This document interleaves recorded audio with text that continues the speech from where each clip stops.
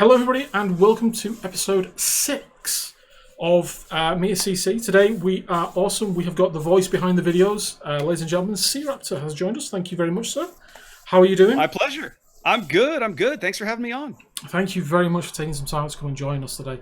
How's everything going with you for yourself? Are you okay? Yeah, we're good.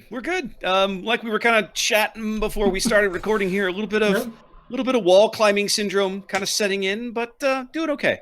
Good. Well, it's good that things are going okay. So congrats, and thank you for that. So, question one: we've always said, as I know you, and as probably quite a few of you know you as SeaRaptor. Do you have any other in-game names though that people might know you by?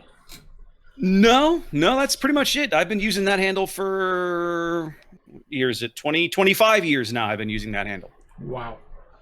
So what was the first game that forced you to use SeaRaptor then, and where did you come from? Oh, it wasn't a game, my friend. It wasn't a game. It was AOL, America Online, in the summer of '95. That's where that handle was born.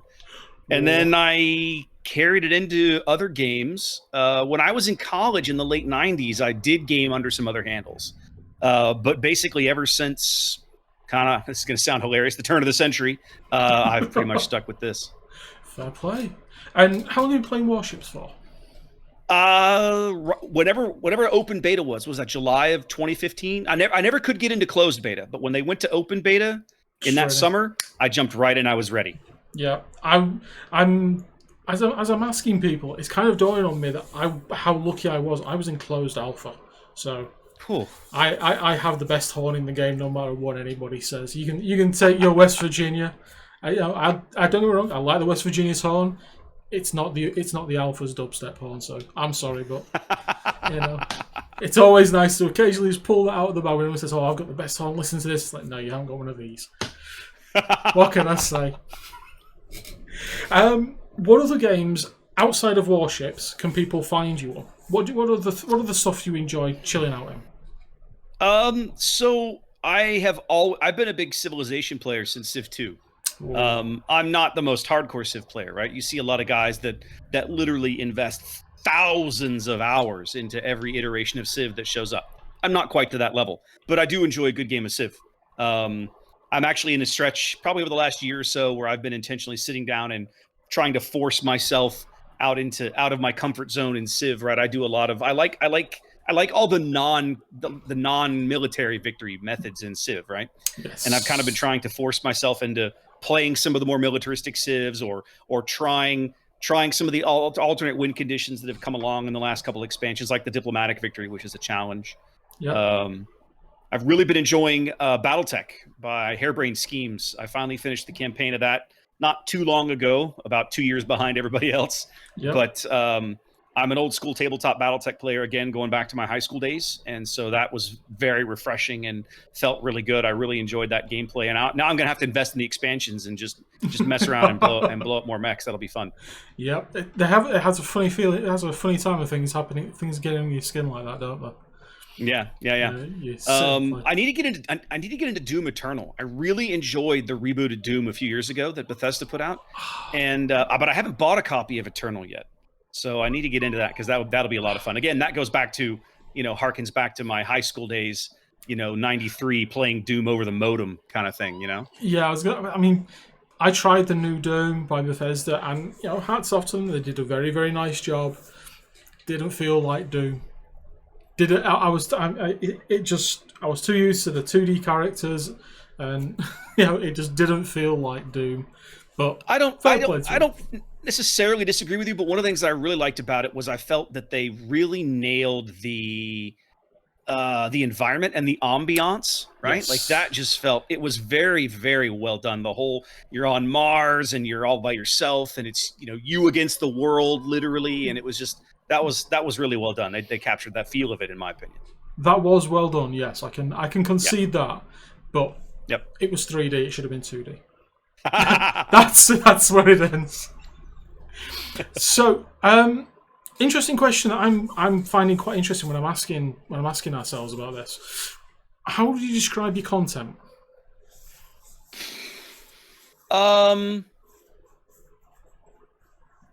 It's a tough question. For me, I would say I would probably summarize it as kind of an analytical, no BS, no clickbait kind of thing.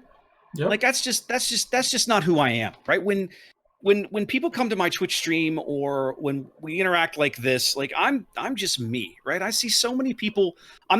This is going to sound like I'm trying to call people out. I'm not, right? But when you go watch Twitch, pick one of the big Twitch streamers, right? So many of these people have like a veneer or a mask that they wear when they stream. It's like they have a persona they put on camera, almost like they're acting. I can't do that, right? I'm an engineer. I'm not an actor, right? So when you come to my Twitch stream and you interact with me, it's just like we're sitting around having a beer talking. It's the same interaction that we would have if we were in the same room. So I feel like that's, I won't say that's missing on Twitch, but I feel like that's not necessarily as common as people wish. Yep. And so for me, that's a big thing. When you get into the videos, the stuff that I put on YouTube, that's where I try to be more analytical. I am not the best WarShips player. I don't profess to be. And so one of the reasons that some of my videos find their way onto YouTube when I like take a game and actually sit down and take the time to do a commentary on it, I usually don't comment on other people's games. Yeah. But I frequently will comment on my own games, and I'll do that partly to try and explain to people, here's what I was thinking, here's why I did what I did, here's why it worked or why it didn't work. Yeah. Right. And oh, by the way, here's where I screwed up. Right. Because if you're not able to go back and learn from your own mistakes, then you're probably not really going to learn. Yep. And I like being able to go back and kind of go through some of my own replays and go, yeah, this right here, this maneuver you see me doing, this was stupid. I should never have attempted this. That kind of thing. Right. Yeah, I like it. And, the videos that I've seen from yourself as well, totally agree. It's nice to be able to sit back and get that so that, everyone says hindsight is 20/20, and it is, because you can sit back and you can see and think, should have done that, should have done that, should have done that, should have done that, should have done that. But at the same time, it's also I was doing this because this is what was in my head at the time. And it's exactly, that is really nice. It's something that I think I'll put this out there because I do think it's a case. It's something I think you and Lord Zath have got in common, because when I watch Lord Zath do his replay theatre, I hear a lot of the same things as when I sit and I have one of your videos on, which, granted, I do have them on in the background when I'm working sometimes just to listen to them. But I can hear a lot of similarities in terms of, it's 20/20 hindsight vision of this is what you're seeing, this is what's in your head as you're watching it, and it really is very nice. It is really very nice and interesting to watch, purely from also the fact that there's no malice or anything like that. It's literally just very clean, very cut, very simple, this is it. This is what is in my head. This is how I'm thinking. Yeah. And a lot of people do say that World of Warships is the thinking man's game, because it isn't, okay, tiers 1 to 3-ish, I kind of, get a quick destroyer and straight at people and, have fun, which is great. But once you start getting above that, that's when you have to start slowing down your gameplay, start thinking about where you are, what you're doing, what's on your team, what's the capabilities of the team. And, it's great to actually hear that in the videos as well. So, kudos to you for that. It is really, really enjoyable. And it is a nice view of the game to listen to as well, and help people as well at the same time. So, yeah. Thank you. I appreciate that. Sorry for the noise in the background, everybody. There is somebody currently cutting a lawn. I can't do anything about it. It's currently not legal to shoot people. Although soon. Soon. Next question. So, little SeaRaptor is just leaving his high school, and there's a yearbook with a wonderful picture of him there in a pose and a smile. What is the quote that will be written under that picture from yourself? Be yourself. Just be yourself. I remember back to my high school days, right? And you've got so many people around you that are all trying to figure out who they are, who they want to be, right? And this is going to sound mean, and I don't mean it to be mean, but they're so desperate. There's such a need to be accepted by their peers that they're willing to just adapt to whatever group they're in and go along with something that they may not necessarily agree with, just so they have that feeling of belonging, right? That belonging to a group. And kind of like what I was talking about my Twitch stream earlier. I was in college, I think, before I really was like, you know what? Screw all that noise. Like, I don't care what anybody thinks of me. I'm going to be me. They can either like me for me, or they can just not like me, and my life will continue. It's not a problem, right? Yep. And when you're 15 or 16 years old, that concept is not easy to wrap your brain around. Definitely not. And so yeah, to me, it would just be just be yourself. Just be you. Yep, that's a good thing to say. That's a good thing, and it is. You know, there's only one of you, unless you're identical. Exactly. Well, unless you're an identical twin. If you're an identical twin, it's a bit difficult to just be you because there's two of you. But even then, right? Twins, like, they may look the same, but they're not the same, right? So many of them are wired differently. So no, that's true. That is true. That's a fair point. That is a very fair point. So, favorite band and song. What do you listen to just kick back, chill out? That's it. If you're gonna make me pick, it's not gonna be a band. I am a soundtrack collector. That's fine. I have been a film soundtrack collector since, again, probably like junior high, like late junior high. I got my own very first stereo with a CD. I think I was about 13, and it came with the original score to Star Wars on CD. Right, that was one of my first kind of introductions to that world. So one of the big ones. My father still has his old Star Wars score on vinyl, on LP somewhere, believe it or not. Wow. But so for me, it would be John Williams, but it wouldn't be that score. If I had to pick one track, it would be the closing credits to The Empire Strikes Back, which is closing credits in films, especially Williams' style of the way he does his credits. He usually comes in as the credits start to roll, you get the main theme, and then you get a little sampling of all the various themes that came through the film, right? Yeah. So when you listen to the Empire closing score, you're gonna get the Star Wars theme, and then you're gonna get Yoda's theme, you're gonna get Han and Leia's theme, you're gonna get the Imperial March, and all of that mashed together in it's about a 6.5 minute cue. It is honestly some of his best work, all smashed together in a very short amount of time, and it's brilliant. So if I had to pick one, that would be it. I can agree with you there. I do. John Williams' stuff has always been great for me. The one that stuck with me growing up.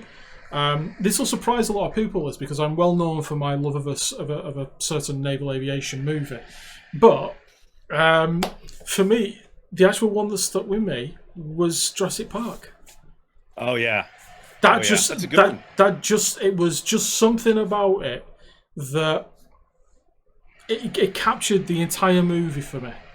And you could watch the entire movie, and the only thing you'd hear the actors and you'd hear the lines, but underneath all of that, the only thing I would hear in the back was that theme, and it just sits. And the fact that it's kind of maintained to a degree, even up to the modern ones, even up to the new ones, is great.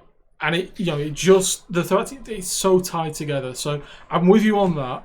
That will surprise a lot of people, because I bet a lot of people are expecting me to say, where's your love of Top Gun theme? That will go on. The Top Gun, Faltermeyer's Top Gun anthem is a signature 80s piece of music, and it's so good. Yes. Such a brilliant theme. And you only need to listen to like the first 2 to 3 seconds, and you know exactly what it is. Instantly. You know exactly what it is. It's instantly identifiable. And you go back, you talk about Jurassic Park. When I went to see Jurassic World, the first maybe 5 minutes, like the opening sequence of Jurassic World. Yeah. Michael Giacchino, who in my opinion is one of the best composers working in Hollywood and television today, he reaches back in and he grabs Williams's theme and he brings it forward.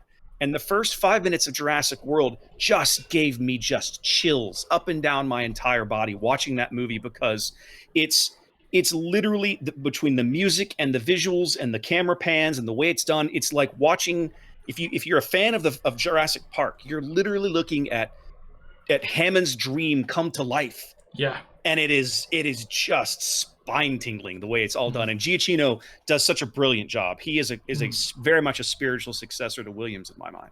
Yeah, definitely agree. I mean, I I was absolutely. I was so torn in two minds when they were coming out with it, because it had been so long since the end of the first three, and it was like I want it to be good, but at the same time, other ones that other they've carried on, like the first three Star Wars movies.